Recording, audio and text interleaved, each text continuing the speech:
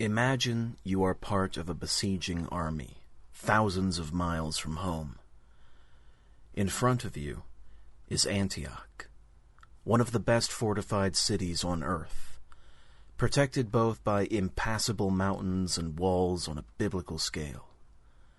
Having already journeyed across the face of the known world and fought many battles, your army wilts in 8 months of attritional siege warfare. Disease, desertion, and starvation take their toll as the once mighty Crusader host dwindles. Then, by a miraculous stroke of luck, you take the city in a daring night attack. God's work, surely. But the very next morning your doom appears. A Muslim army, twice the size of the exhausted Crusaders, appears at the walls. The besiegers have become the besieged. In a city already devoid of food and animals after such a long siege, morale hits rock bottom.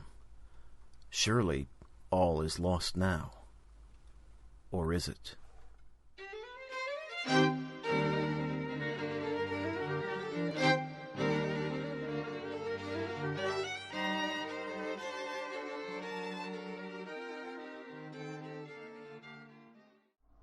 Hello, and welcome to Episode 4 of History's Most Unlikely Victory.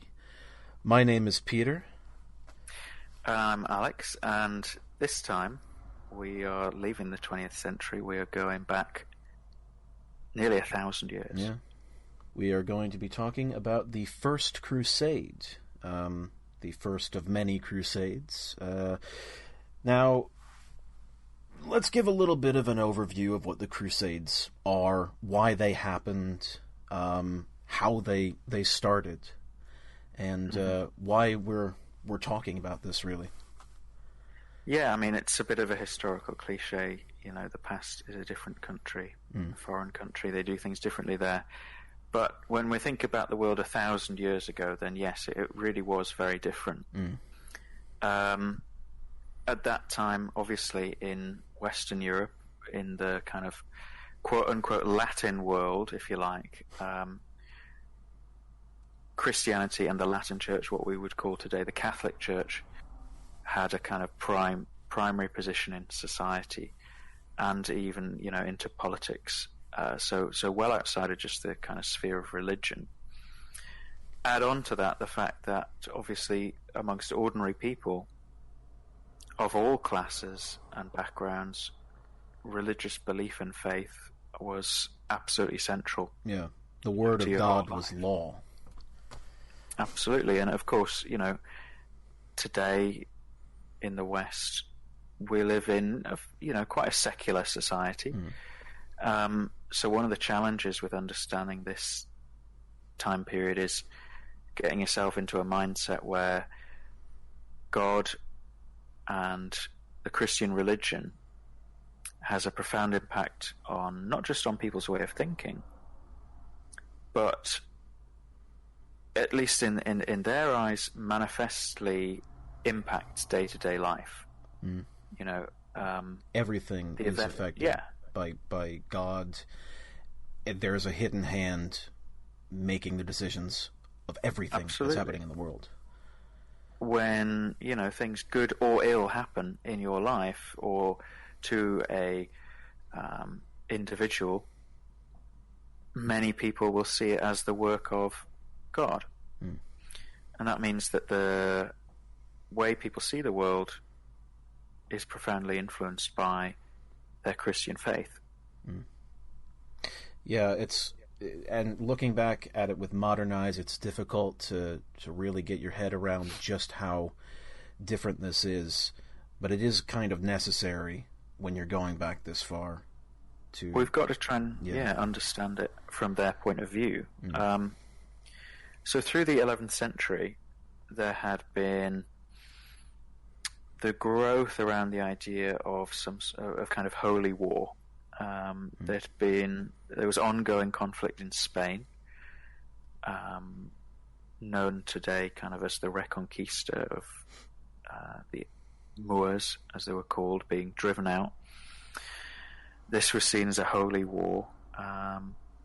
Also, the Normans, who were French kind of warrior people from Normandy, had spread out across Europe. They'd conquered England, William the Conqueror, but also other Normans had gone to southern Italy and Sicily, and that at that time was held by Muslim rulers, and the papacy had actually offered these Normans forgiveness for sins for that. So this idea of a religious war, or at least a religious reason for fighting a war, was not kind of new. It was kind of building up to something even bigger this time. I mean, the Crusades is holy war on a scale that has never been seen before. Right. What's different is the kind of scale of it. Yeah.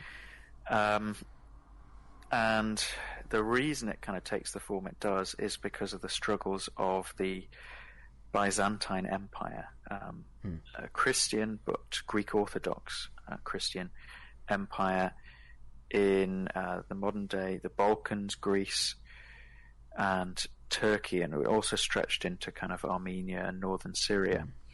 Now, what that was actually was an uninterrupted leftover from the Roman Empire. They called themselves Romans. They called their country Romania. But they spoke Greek, and they didn't follow the Roman Catholic Church. Now, they had been coming under attack increasingly from the 1060s onwards from a people that had moved in from Central Asia, called the Seljuk Turks, who had adopted Islam. They had defeated the Byzantines at the Battle of Manzikert in 1071, and this had really helped open the floodgates for Seljuk Turks to move into what was then called Asia Minor. Basically today is effectively Turkey, which had all been Christian lands at that point. Yeah. They had subjugated that whole area. The authority of the Byzantines had completely disappeared across Asia Minor in the 1070s. Same goes for northern Syria. And the Seljuks, who were in the style of many kind of nomadic Central Asian steppe people, they were horse riders, they were fine archers, they were nomadic in their lifestyle, so they were a very difficult enemy for a kind of European army to face. Yeah, it's like asymmetrical warfare. Yeah, they didn't just stand and fight, they were raiders. And they had really swept through the kind of Near East and subjugated a whole load of Christian people in kind of northern Syria and Asia Minor to their rule. They had also taken over Palestine, which had been ruled by the Muslim Fatimid dynasty of Egypt. And that included the holy city of Jerusalem. Now, you'd had people going on pilgrimage through the 11th century. There was, for example, the Great German Pilgrimage of 1064 to 65, where thousands of people, including many bishops, had travelled by foot about 3,500 kilometres from Central Europe through the Byzantine Empire down into what had been Fatimid territory to go on a pilgrimage to Jerusalem, obviously the most holy site, in the Christian world, the place of Jesus' death and resurrection. But that becomes more treacherous once these territories fall to the Seljuk Turks. Right. Now, there was a lot of stories going about atrocities, attacks on pilgrims, and a lot of this was very much exaggerated, partly to stir up the kind of idea of having a crusade. Part of the problem when they call a crusade is the fact that Jerusalem has been in Muslim hands for hundreds and hundreds and hundreds of years. It's not this fresh crime. So atrocity stories are a big part of that. But the Byzantine Empire had, for a long time been facilitating the journey of pilgrims to the east, and suddenly what had been obviously not, we're talking about medieval times, not a safe journey, but to all intents and purposes a possible journey, became suddenly very fraught with danger. Mm-hmm. This is kind of, like you said, this is drummed up a lot to kind of create this religious fervor in order to facilitate a crusade to happen. And the guy who really gets this to happen is a guy named Pope Urban II. Yeah, he was Pope in the 1090s. He'd taken over from a guy called Pope Gregory VII, who had really tried to push forward the papacy, institute a movement known as kind of Gregorian reform, and really put the Catholic Church and the papacy front and center of the kind of Western world. Gregory had attempted to organize an expedition of Western armies to the east to help the Byzantines fight against the Turks in the 1070s, but it had come to nothing. And Urban was Gregory's kind of right-hand man, so it's kind of little wonder that he was interested in this idea of some sort of holy war to the east, not least because of what I've been saying about the growth of this idea of holy war in the 11th century. And in 1095, he receives a delegation from the Byzantine Emperor, Alexius I,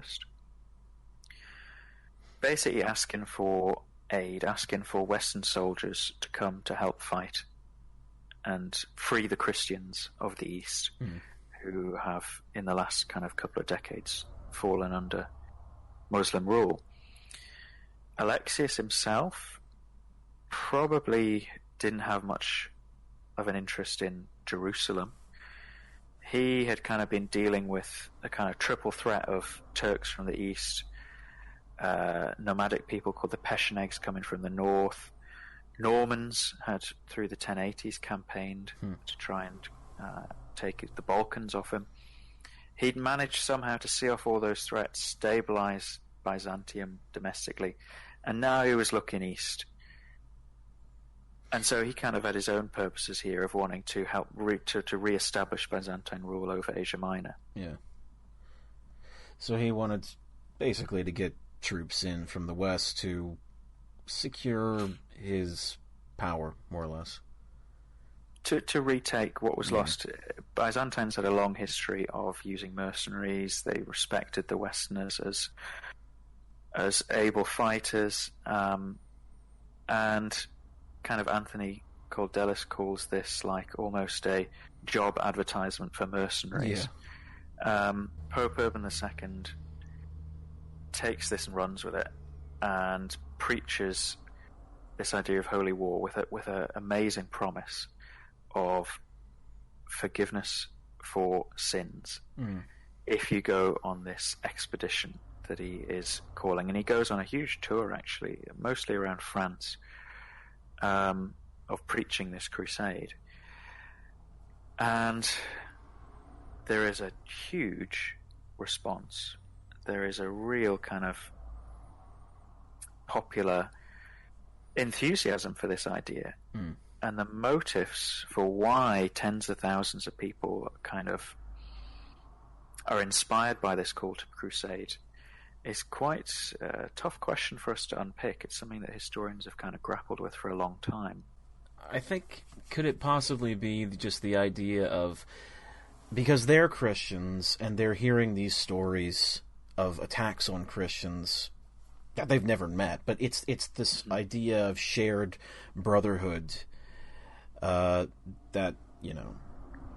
may not actually be happening, but they believe that it's happening because they're being sold to that it's actually happening by Pope Urban. Certainly, I mean, there's a very strong sense of this is very much a war for God. Yeah. This is doing God's work through warfare, and the idea of fighting what they saw as like pagan Saracen Muslims of certainly Jerusalem as well as this kind of symbol of the Christian faith is quite a hypnotic kind of target for the expedition. But also it solves a very real dilemma for Western Christian knights and noblemen, in that their lives are inherently sinful. You know, whether they be soldiers who obviously kill for a living, knights and noblemen, exactly. The Ten Commandments, thou shalt not kill. But now you have this idea that you can kill as long as you're killing in the name of God, and this will help you get into heaven. Exactly right. Not only can you do what you've been doing for a living, war and conquest, and kind of get away with it in a sense, you're doing it for God, you're earning penitence. You are also getting forgiveness for the various sins and crimes that you know you've committed in your life. And right down to kind of ordinary peasants and things going along, everyone knows they've probably done something wrong, whether it's be blaspheming, stealing, lying, whatever. This is offering a kind of once-in-a-lifetime opportunity for a guaranteed place in heaven. Now, yes, there's a kind of dispute, and some historians, the likes of maybe Thomas Asbridge, really emphasize the spiritual side. They are going, some of them are giving up very rich kind of fiefdoms and landholdings in the West for a very uncertain prospect of conquest in the East. So surely the spiritual side was the most important, and that kind of chimes with the evidence. A lot of what was kind of written by Crusaders and at the time was very much kind of grounded in faith.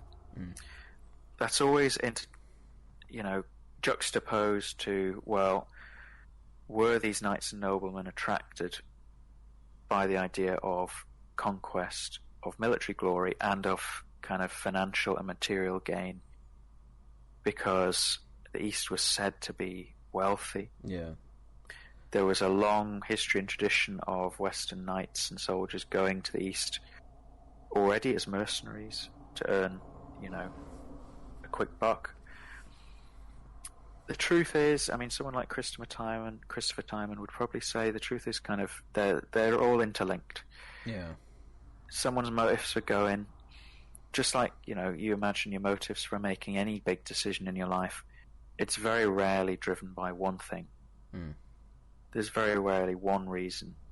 There's a complex, interweaved kind of selection of reasons, and ultimately this was kind of, it almost doesn't really matter whether you were going for financial or for spiritual reasons. To the medieval mind, this is all interlinked because, God manifests his will on earth. If he wants this to happen, he will reward you, not just with a place in heaven, but with military success, which will lead to conquest, which will lead to wealth. You can't separate them out almost from a medieval perspective. Well, how many people were involved in this crusade? How many people would you say were just part of this? Because I've heard like 60,000 is in the ballpark. Obviously, it's really hard to put numbers on medieval kind of battles and campaigns. We're going back 1,000 years, so. And it's before the modern nation state had existed, so there's no kind of records or kind of exact figures kept like there would be today. But Pope Urban declares the crusade at Clermont in southern France in October of 1095, and through that autumn and winter of 95 to 96, certainly tens of thousands of people take the cross, i.e. answer the call to crusade.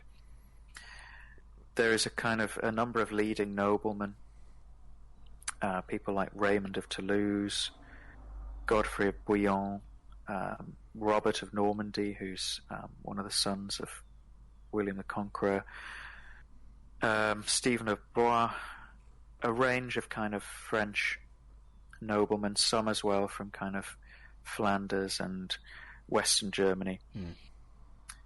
Now, when those noblemen decide to go on crusade, they bring with them their retinues, their contingents of knights, because of the kind of quote-unquote feudal system. They call up, the people who live on their land. Yeah. So they bring with them hundreds, maybe thousands, of kind of retainers, knights, men-at-arms who are at their disposal.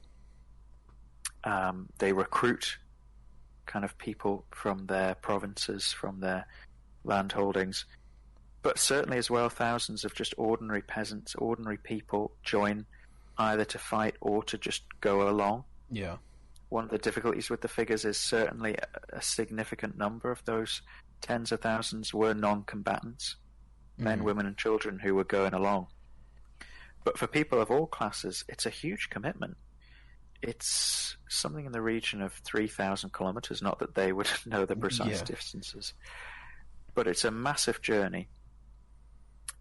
And it's not cheap.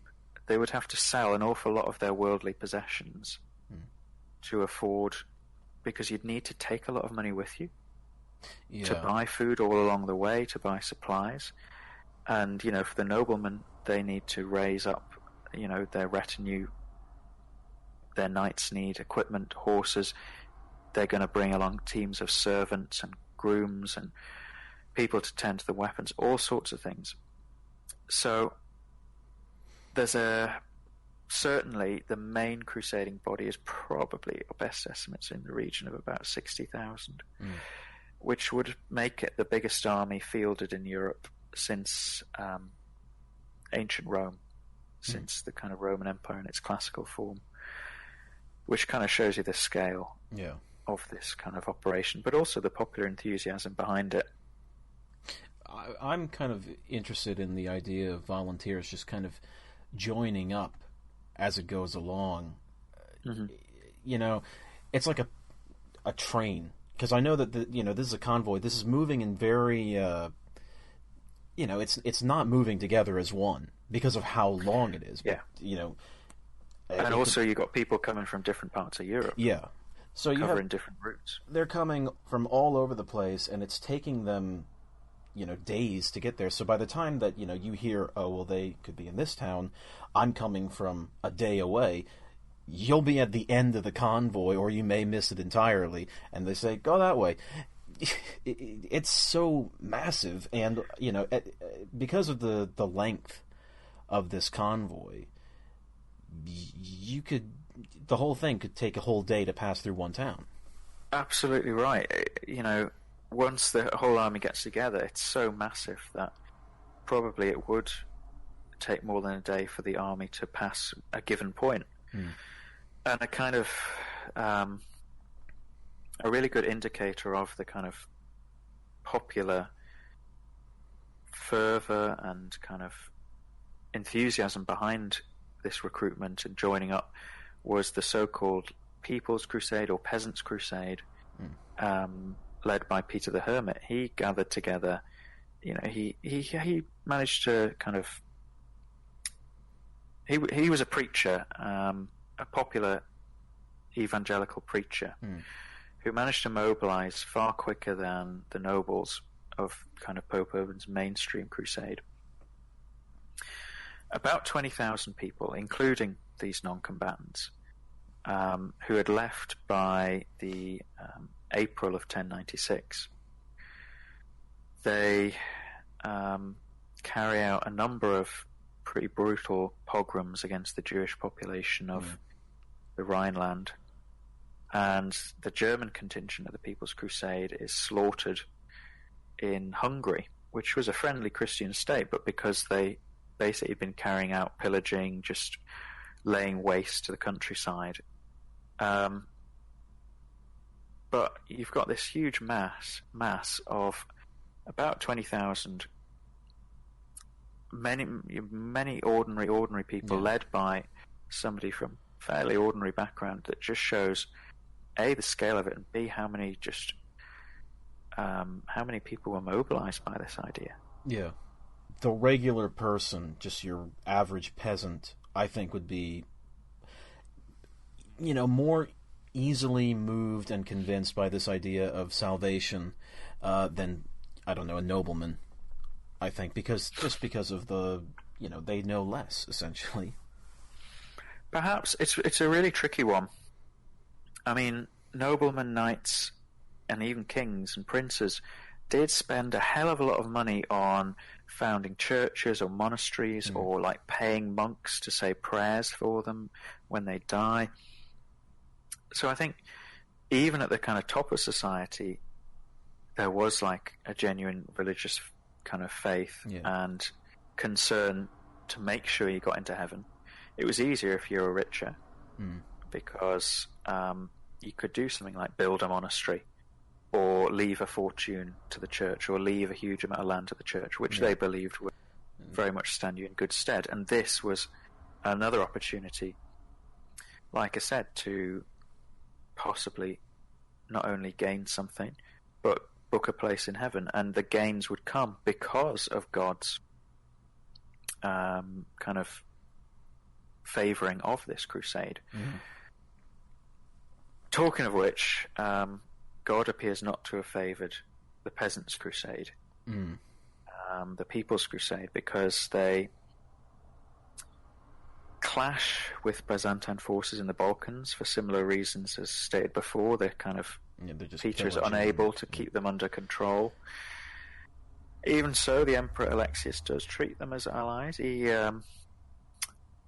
gets them to a military camp already established just across from Constantinople at a place called Kibotos, and he advises them, you should probably wait for the rest of the crusade to arrive, organised by various princes and nobles that I've mentioned before. But funnily enough, this kind of huge mob of fervently religious fanatics, if you like, led by somebody in Peter the Hermit who, though very popular, doesn't have the standing of a nobleman as a kind of leader. Basically, this peasant army sets out because the enemy is so close. The nearest enemy city, Nicaea, was only 25 miles away. And 21st of October 1096, they are crushed by the Seljuks. The camp is overrun. The Byzantine army and fleet basically has to rescue them, and the tattered remnants are back before Constantinople, waiting for the arrival of these princes that I've mentioned before. So the crusade gets off to a very inauspicious start, and it's kind of in the autumn of 1096, start of 1097, that the various different princes and noblemen with their own contingents begin to converge on Constantinople. So when they arrive, what is the kind of atmosphere between these crusaders and the Byzantines? This is one of the most fascinating aspects of the crusade, and it's much debated by historians. It's difficult for us to tell to some extent because of what's going to happen later really tarnishes the relationship between the two. Basically, Alexius, the Byzantine emperor, had called for this, and although some accounts suggest he was surprised at the size of this army, perhaps up to 70,000, 60,000, 70,000 that arrives, that actually on reflection seems very unlikely. He might not have fully intended the crusade to happen, but the Byzantines were clearly ready for it and were quite willing to use it, because 60,000, 70,000 people arriving in a few months, for a medieval state to cope with that, to feed them even, it's going to take a lot of planning. You've got to have gathered the previous year's harvest and stored the food. So Anthony Caldelis basically says the only way that this army could have been sustained on its journey through Byzantine territory to Constantinople, they must have been plugged into the Byzantines' own military supply system, their own logistical network. So they arrive, and Alexius is head and shoulders above these guys. He is an emperor. He is the emperor of the Romans, whereas these guys are counts, princes, noblemen. And through hook or by crook, through gifts, through kind of flattery, and through not a little kind of intrigue, he basically makes them all swear a kind of standard oath of allegiance for Westerners who come as mercenaries. So they basically recognize Alexius as the leader of the crusade. They say any former Byzantine imperial territory they take is going to be returned, and they get shipped across to the same military camp at Kibotos, ready to kind of launch themselves into Asia Minor and free what was Byzantine territory. There is one character who had caused a bit more difficulty. This is a guy called Prince Bohemond of Taranto. He's a Norman. He's brought over a kind of contingent of Normans from southern Italy. Now, he had, in the 1080s, so about 10 years before, been fighting the Byzantines, trying to conquer the Balkans. And the Byzantines, Alexius had defeated him, but his journey through Byzantine territory had been a bit more rough and ready. There'd been a few clashes. He'd done a bit of pillaging, and reportedly might even have encouraged other crusaders basically to try and attack the Byzantines. So already there's kind of tensions there, and there's possibly different objectives. You know, ordinary crusaders would very much have in their mind Jerusalem. Maybe people like Bohemond or Raymond of Toulouse, the most senior kind of nobleman of the crusade, might have been thinking about territorial gains in the east. And Alexius is now in a position where he is formally leader of the crusade, and he's very much thinking about reconquering lost territory in Asia Minor and northern Syria. So they are kind of this situation persists throughout the crusade of the leaders are never quite really in agreement with each other. And the people underneath them are just kind of wondering, well, where are we going? I thought we were going to Jerusalem. What are we doing? Yeah, that's kind of a running theme. So in the spring of 1097, they've gathered together their army, plus the remnants of the People's Crusade, and they set off. They set off, and as I said, only 25 miles from Byzantine territory is the city of Nicaea, which is held by the Seljuk Turks. The Seljuk Turks, by the way, it's worth saying at this point, no longer are a kind of, indeed probably never were, a kind of united force. There's a central kind of sultan in Baghdad, which is obviously a long way away. But there's various Seljuk warlords and rulers over different areas and different cities, and the ones they come up against first are the Seljuks of the so-called Sultanate of Rum.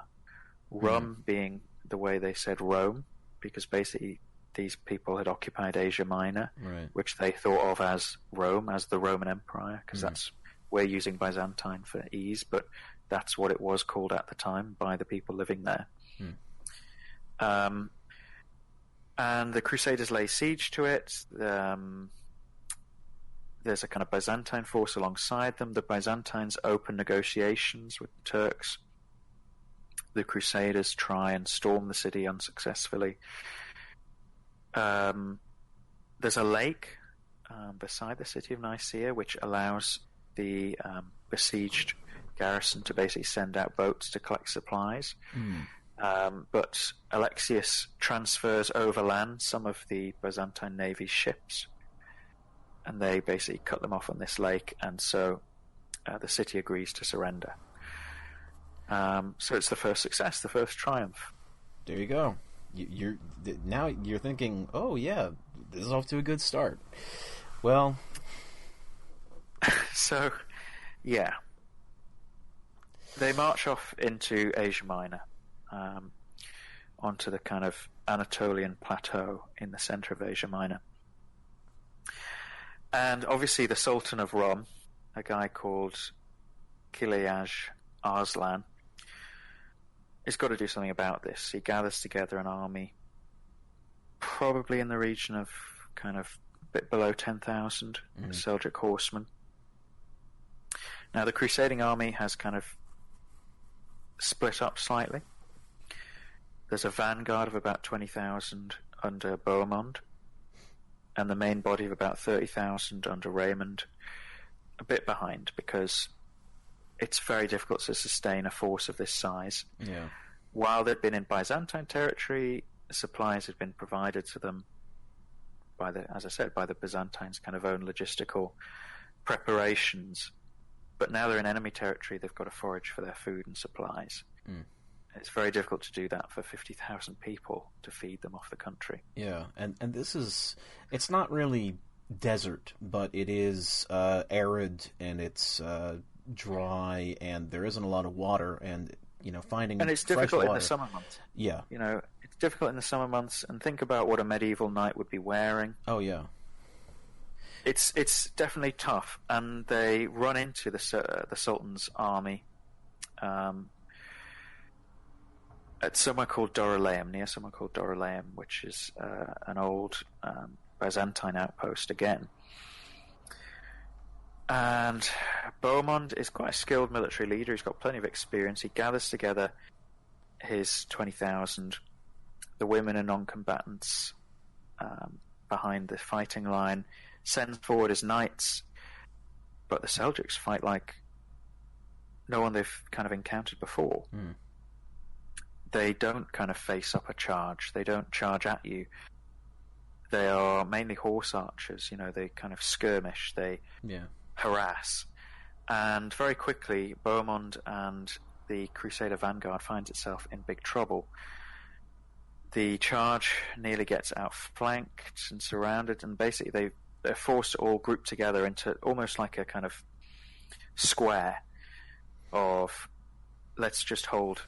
And for about 3 or 4 terrifying hours, they are surrounded, they are being probed, they're being kind of arrows flying down at them, and there's absolute terror in the Crusader kind of camp. But somehow Bohemond manages to hold them firm, and Raymond's main force of about 30,000 arrives as the day wears on, and naturally puts these far smaller Turkish force to flight. And a pursuit continues for several days, which is, in ancient and medieval battles, that's how you inflict casualties, a pursuit. Because that's where the enemy army gets disorganized. It's kind of a rout, they're all over the place. And although the Crusaders probably suffered marginally more losses than the Seljuks, the effect of this is that it breaks the back kind of Seljuk resistance within Asia Minor, because the Sultan has been humiliated. He's been forced to flee from the field. His kind of baggage train, all the supplies get captured. And in the kind of loose, like I said, the loose holdings of these Seljuk warlords, military prowess is key to being able to command the respect of the different war bands. And so when you lose that respect, it starts to fall apart. So the Sultanate of Rum, the Seljuk kind of state within Asia Minor, isn't able to put up any more kind of concerted resistance as they do at Dorylaeum in July of 1097. So, relatively speaking, other than various kind of smaller engagements, the path through Asia Minor is open, and the Crusaders spend 1097, the kind of summer of 1097, marching through Asia Minor, liberating various provinces and cities that had been part of the Byzantine Empire, the Byzantines who are there's a contingent of Byzantines going along with the Crusader army. They make sure they install Byzantines in charge of each of these towns, which is kind of keeping with the oath that the Crusaders had made. Yeah. The main Byzantine army under Alexius swings round and takes out Western Asia Minor. They are clearly at this point following basically Byzantine imperial interests, because at one point they even march northwards into Cappadocia. So they're not on this beeline to Jerusalem, which I think probably a lot of people imagine. They're acting like a kind of mercenary army, which, yeah, it is liberating Christian lands, and it is fighting the infidel, so to speak. Yeah. But they are pursuing very kind of, very much they're following imperial interests rather than kind of a religious crusade for Jerusalem at this point. And this isn't what was sold to them at the beginning of the, in the speech, really. Yeah, so the journey across Asia Minor is really quite tough. Like we've talked about, the kind of conditions, it's hard to get food for this many people, there's disease, horses in particular. They've already come thousands of miles to get here. So again, one of the misconceptions, by the time they get to kind of Syria, they've crossed Asia Minor, an awful lot of the horses are dead, so these knights fight on foot, rather than being the kind of idea of medieval knights as the kind of almost the tank of the Middle Ages that can just charge in and wipe out a line of infantry. It's in a pretty rough and ready state by the time they reach northern Syria in October 1097. And they reach the city of Antioch. There's a lot to talk about here. Yeah. They begin a siege, essentially. Well, actually, who controls Antioch? Let's talk about that. Like a lot of the cities of Asia Minor and northern Syria, it's different Seljuk kind of warlords or local power brokers. So there's a garrison of several thousand Turks holding Antioch. The Crusader army should be able to overcome that, but the problem is Antioch is blessed with incredible natural defences. It's in like almost a mountain range. It's got massive walls to protect it. This has been a fortress city since Roman times. Yeah. There's a citadel in the centre of it, which is about 1,000 feet above the main city on its own mountain. And the Crusaders don't really have any siege equipment. They're obviously tired and exhausted from crossing Asia Minor, and they basically settle in for a 7.5-month siege, which is kind of the low point, if you like. This is a bit of a drama, this kind of story of the Crusade, and this is the kind of middle act of the film, where the protagonists are hit with a challenge that they seem to not be able to overcome. Yeah, there's a lot of bad stuff that happens in this siege to the Crusaders, because they don't have a lot of resources, and I mean their whole goal is to exhaust Antioch, but they can't afford to, they can't afford to do anything because they just don't have the resources, and as time goes on, they lose morale. Things start to go wrong. They are obviously stuck in the open through the winter, and the Crusaders write their surprise about how cold and wet the winters are when they're expecting kind of the Holy Land to be this kind of desert kind of place that they've read about in the Bible. They have to fight off a couple of relief forces that march from first Damascus and then Aleppo, and that takes its toll on casualties. Morale begins to wane because of the hardship they're going through. Disease, dysentery is sweeping through the Crusader camps. Food is a real shortage. Horses are, if they're still alive, probably getting eaten at this point. There's tales of real desperation. Raymond pays 500 marks into this common fund to pay for replacement horses for the knights, which kind of points to the kind of situation the Crusader army's in at this point. It mustn't be good. The only thing keeping them going is the fact that there are fleets of ships arriving, both Byzantine and Western European, dropping off supplies. But basically, this is a real low point. It's a really tough time, and a lot of Crusaders basically desert. They go home because they think it's over. They're stuck in front of this impregnable fortress. There's not enough food. There seems to be no hope. Has God abandoned this expedition? Even Peter the Hermit is caught trying to desert. So, a religious fanatic has given up as well. And the Byzantine commander with them, Tatakios, leaves in February 1098. He's probably leaving to ask for, help from his emperor. Yeah. But it's portrayed as like a betrayal, of the Byzantines abandoning them to their fate. And then the worst possible thing happens. News comes that another Turkish warlord, a guy called Kaboga of Mosul in Iraq, is on his way with a huge army. He is marching across Syria, gathering forces as he goes from various kind of local Muslims. And he's kind of on a mission to, in this kind of fractured Middle East, to establish himself as the kind of overlord of this area through a successful military campaign to repulse this Crusader army.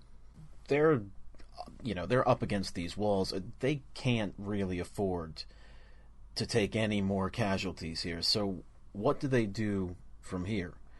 I mean, because it looks like it's over. It does look like it's over, and with this army, when they hear about this army of Kaboga arriving, it's thought to be about a week away. The Crusader army is not in a good state to fight an army bigger than itself, and they're worried they're going to be trapped up against the walls of Antioch. So the leaders of the crusade call an emergency council on the 29th of May, 1098, and probably by this point the army is much diminished, somewhere between 20 and 30,000, due to all the things we mentioned: disease, the battles they fought, desertion. Now Prince Bohemond, at this council of war, says that he has a solution, and he possibly caveats this solution by saying, if it is successful, I should be allowed to take Antioch for myself.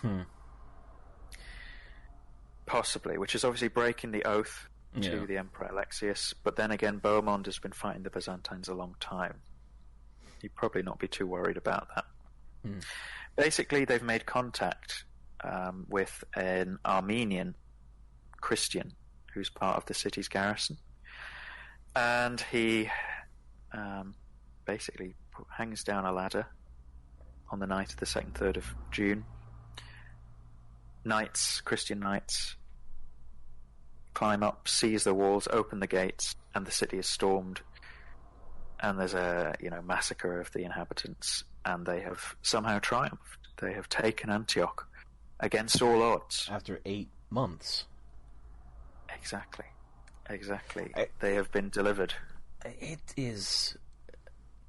think about the morale boost that this would have had, and, to think that God has abandoned us, and then this happens. That's talk about a second wind. Absolutely. And then, the very next day, Kaboga's army arrives outside the city's walls. And Stalingrad-esque, the besiegers become the besieged, and they're trapped. They're trapped in Antioch with a superior, larger army sitting outside the walls besieging them. And of course, this is a city that's been under siege for months. There's not much food inside the city. There's even fewer kind of supplies and horses and things. And so you've gone from a low point to a ecstatic high point to a possibly an even lower point. Yeah. You've taken the city, but is it better inside the city or is it worse? You're now trapped inside the city. And to make matters worse, the citadel I mentioned, they haven't captured. So there's this remnants of the garrison are still kind of troubling them. It's not like they can just sit in the city and be safe. They've kind of got they're surrounded almost, because they've got the enemy army outside the walls and they've got the garrison in the citadel who are kind of occasionally sallying forth and kind of raiding them. So morale once again hits rock bottom, and a number of kind of crusaders basically make a run for it. They become known as rope danglers. They kind of lower ropes out the city, and because it seems to be they're totally doomed. They're totally doomed, and some of the leading crusaders even make a run for it at this point, including Stephen of Blois. Now, why that's important is because at this very moment, Alexius, the emperor, the Byzantine emperor, is on his way with a big army, including more Westerners. He's crossing Anatolia to join up with the crusade. And he runs into Stephen of Blois and a big group of deserters from Antioch on the 20th of June. And they tell him all is lost. Turn back. It's over. And so the Byzantine emperor decides, it's a lost cause. He's not going to risk his army for the crusaders who might well be destroyed by the time he gets there. And this kind of puts the nail in the coffin of the kind of crusader narrative of betrayal. And it also really means that the oath taken to Alexius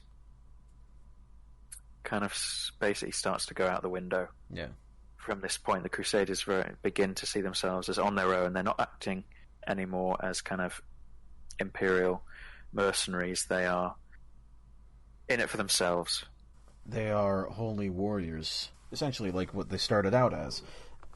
The question is, how do they get out of this? Well, as I said, morale's at rock bottom, and a French peasant called Peter Bartholomew is one of a number of the kind of crusaders who claim to receive holy visions at this point. He says that St. Andrew appeared to him and showed him the location of the Holy Lance, the spear that pierced Jesus while he was on the cross. And even at the time, straight away, a number of people think this guy's a fraud, he's making it up. But Raymond of Toulouse backs him and authorises a dig where, in the cathedral in Antioch, where Peter Bartholomew claims the Holy Lance is. And they carry out a dig, and they find, a fragment of metal. Yeah. Which could be a spear tip. In all likelihood, it wasn't the spear tip of the Holy Lance. In fact, the Crusaders had seen the Holy Lance on display in Constantinople on their way there. Oh. But anyway. Right. Okay. Did they forget? Yeah, I mean, the point is that the traditional narrative of the Crusades is that this electrifies Crusader morale. It is like, wow, God has manifested himself once again. He is with us. He sent us a relic. And shortly afterwards, the 28th of June, Beaumont leads out the army, and through their kind of discipline and fighting spirit, they rout the kind of forward units of Kaboga's besieging army. They do that before the main body of the Muslim forces actually had time to get engaged, and this results in a general panic. And the Muslim army basically breaks up and flees. Now, this appears miraculous. Yeah. But of course, Kaboga's force was this coalition of different Turkish leaders and Muslim groups that he kind of gathered up on the way. It was that were probably beginning, they were beginning to get suspicious of Kaboga's intentions. He's really just in it for himself, to take Antioch for himself, to establish himself as the dominant force in Syria. So basically, half his army doesn't really want to fight for him. Yeah. And that's why they rout at the sign of Crusader resistance.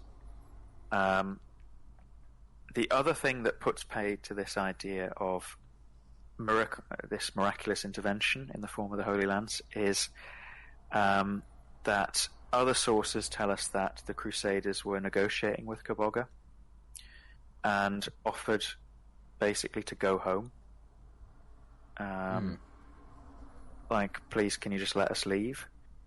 And Kaboga basically says no, because he knows he's got them where he wants them. So, in reality, was it religious fervour that fired them?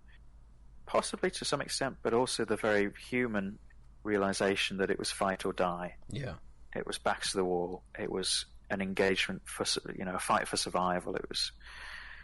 That's what is a big part of explaining the unlikely, miraculous Crusader victory at Antioch.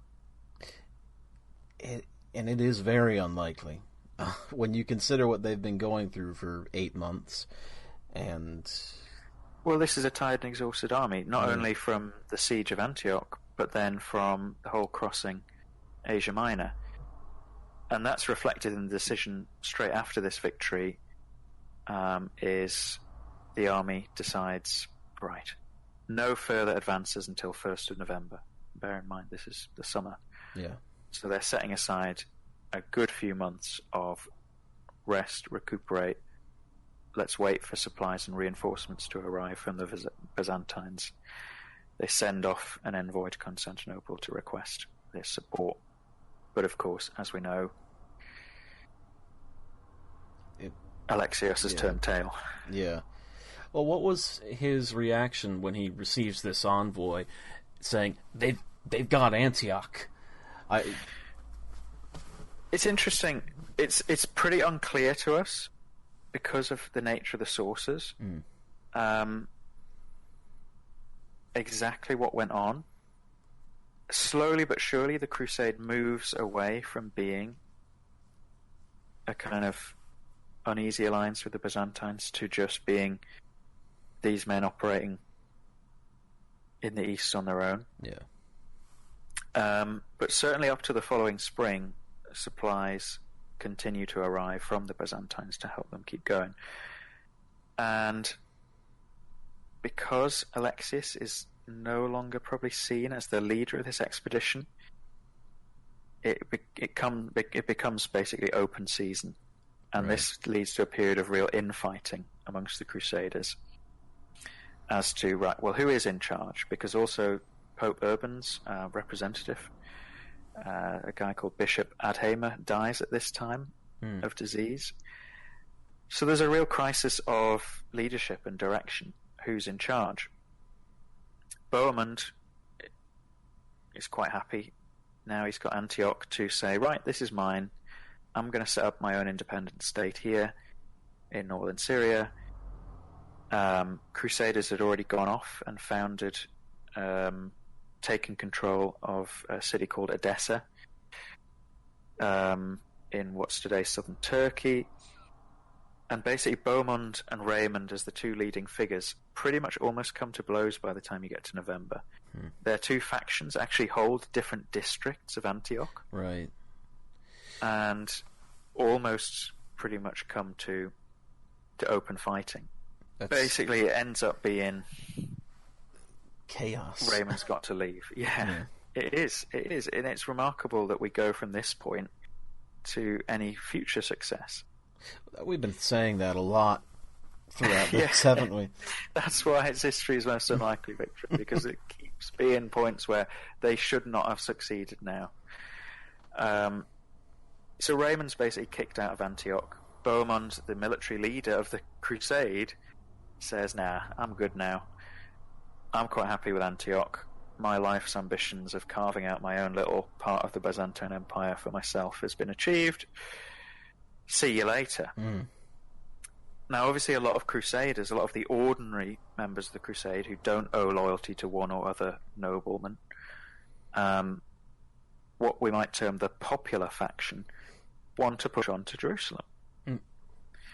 So in the winter of 1098-99, Raymond, more through basically he's forced into this position than particularly wanting to do it, becomes the leader of this popular faction and marches out, by this point probably with only about 7,000 men, into further south, into Lebanon. And he lays siege to a city called Arqah. I'm not sure how to pronounce it. Arqah.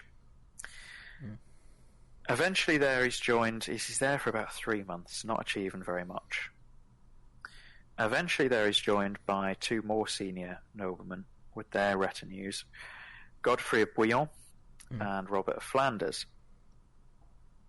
Get 3 noblemen in one place, there's more infighting. So Raymond, from being leader of the popular faction, let's keep going, is now unpopular because he's saying, no, let's take this city, probably because he wants it for himself.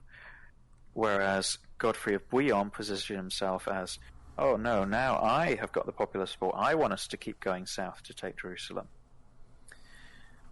And our friend Peter Bartholomew, the visionary who saw St. Andrew and found the Holy Lands, is very much associated with Raymond. So he's beginning to get discredited as well. And this is one of the more unpleasant episodes of the First Crusade.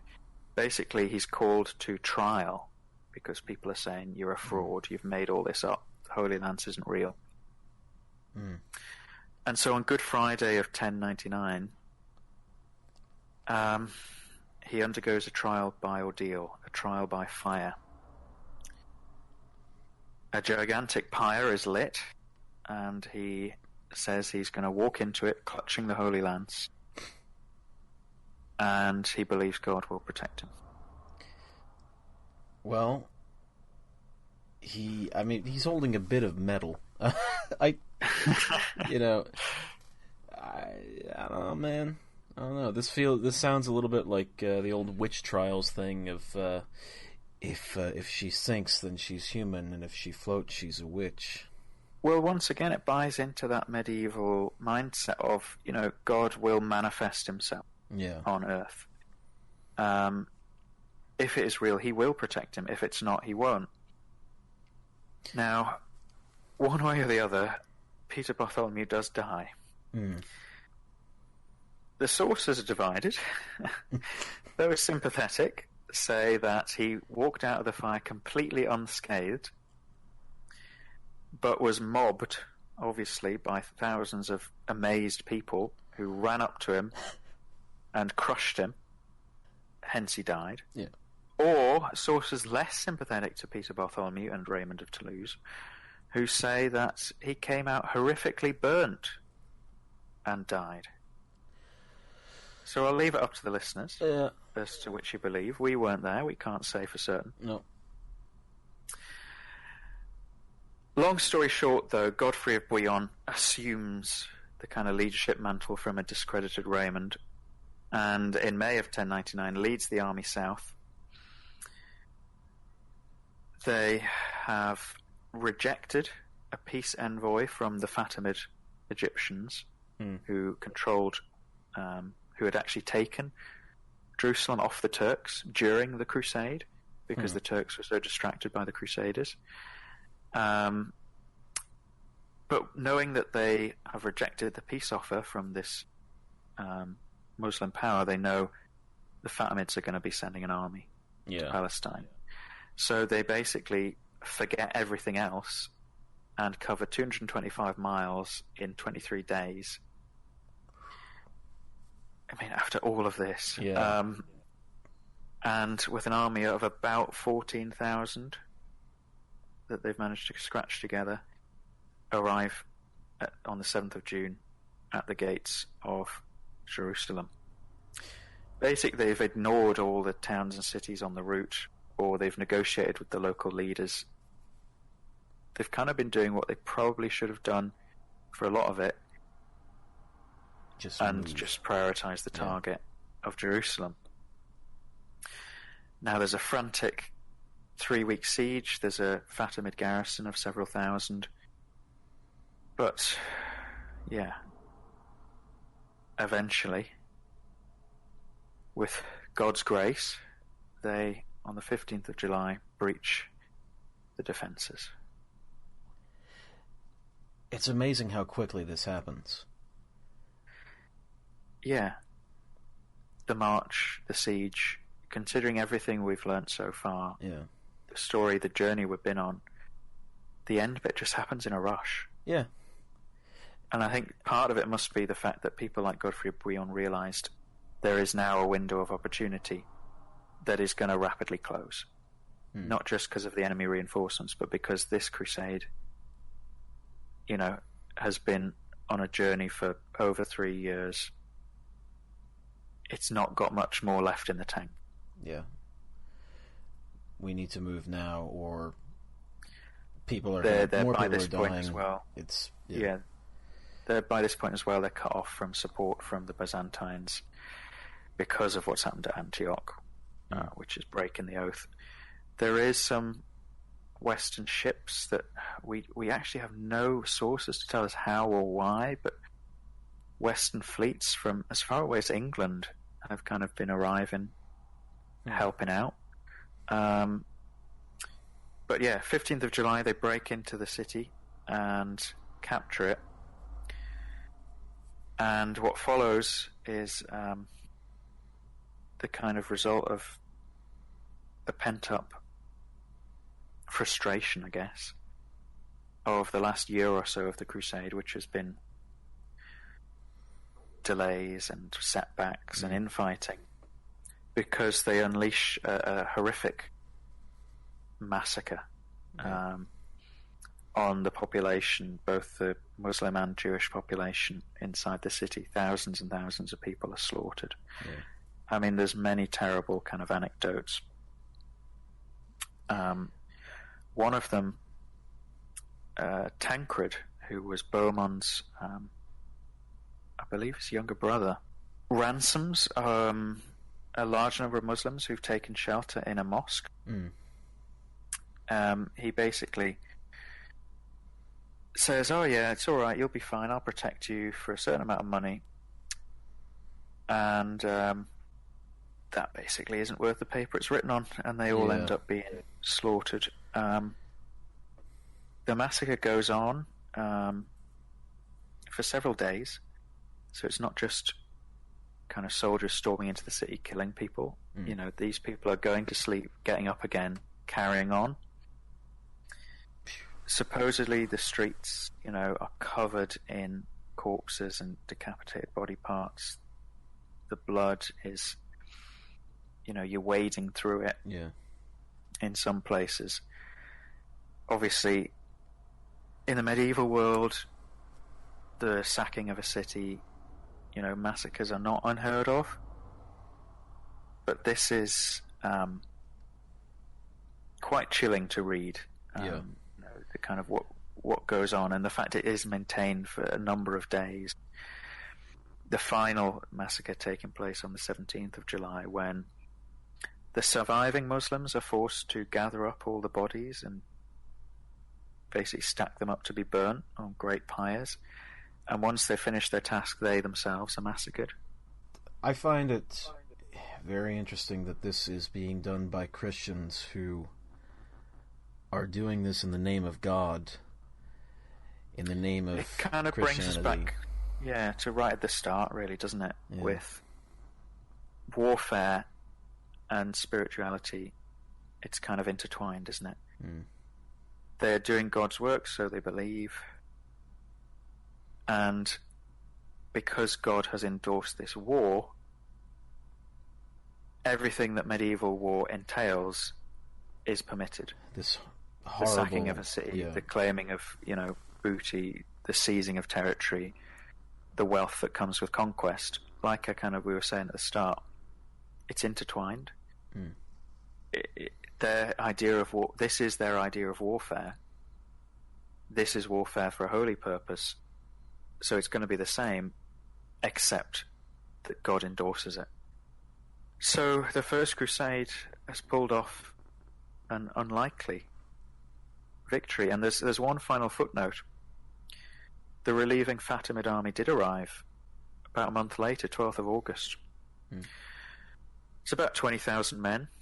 They're camped outside the city of Ascalon, south of Jerusalem, led by the Vizier of Egypt himself. And about 10,000 crusaders surprise them, storm the camp in the morning, and rout the army. Wow. One final kind of miraculous victory that secures the newly established kingdom of Jerusalem, with Godfrey of Bouillon crowning himself king, Bohemond crowning himself Prince of Antioch, and the Crusader states, which will exist for the next few hundred years, being established. This is such a fascinating story and such a fascinating point in time, because this happens again. This is just the first of many crusades in this area. And the reason that this event is so significant, and the reason that all those crusades happen, is because the first one succeeds. Yeah. And it succeeds so miraculously, because there's so many points we've said, how did they succeed at this point? That, to the medieval mind, how did they succeed? God. Yeah. God has intervened on their behalf. That is the only explanation.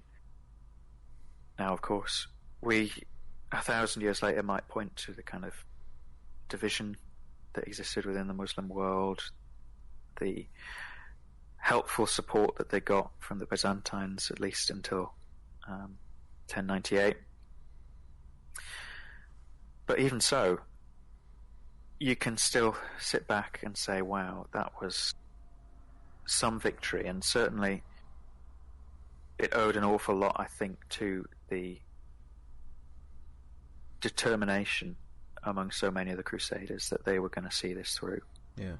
That they did have God on their side. Certainly, that's what's got to have kept men going when they could see so many deserting or dying. Mm-hmm. If I stay with this, God will stay with us. Exactly. Ironically, Pope Urban II died on the 29th of July, 1099, and because, of course, news travels slowly, he never heard of the fall of Jerusalem. He never heard of the unlikely victory that he had done so much to bring about. Well, that really is history's most unlikely victory. It's certainly the most unlikely victory that I've heard. I tell you what, if our listeners can think of any more unlikely ones, I'll be impressed. I would be really yeah. If you have an idea, let us know, because we'd be interested to know if there's a victory that you think came more against the odds than this one. Yeah, and you can get in contact with us to tell us about that at histories.most@gmail.com, and we're also on Twitter at historiesmost. Let us know, what you think. We want to hear any comments, any criticism, anything. We'd love to hear ideas for future episodes as well, and anything that you want to say. Absolutely. So, that was History's Most Unlikely Victory. I've been Alex. And I have been Peter. And join us in 2 weeks' time for the next episode of History's Most. Until then, farewell.